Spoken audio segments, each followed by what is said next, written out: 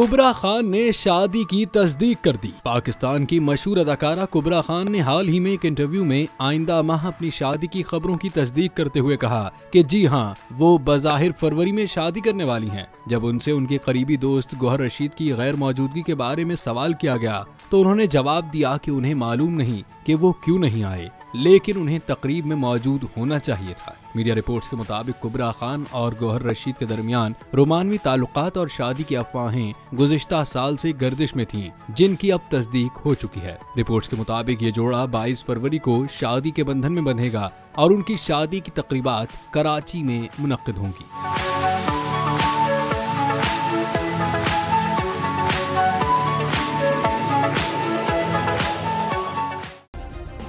Subscribe करें और bell दबाएं ताकि कोई खबर रह न जाए।